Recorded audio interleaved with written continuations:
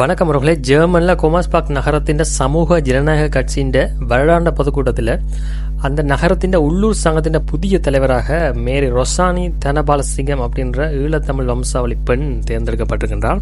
குறித்த தலைமை பதவிக்கான தேர்வுக்கு நடத்தப்பட்ட ரகசிய வாக்கெடுப்பில் அவருக்கு ஆதரவாக 23 வாக்குகள் கிடைத்துள்ளமையால் அவர் தலைவராக தேர்வாகியுள்ளதாக தெரிவிக்கப்படுகின்றது. அதற்கு அமைய சங்கத்தில் இருக்கிற உறுப்பினர்களில் 23 உறுப்பினர்கள் ஆம் அப்படின்னு சொல்லியும் 3 உறுப்பினர்கள் இல்லை அப்படின்னு சொல்லியும் வாக்களித்திருக்கிறார்கள். ஒரு உறுப்பினர் வாக்களிக்கவில்லை அப்படின்னு சொல்லி தெரிவிக்கப்படுகின்றது.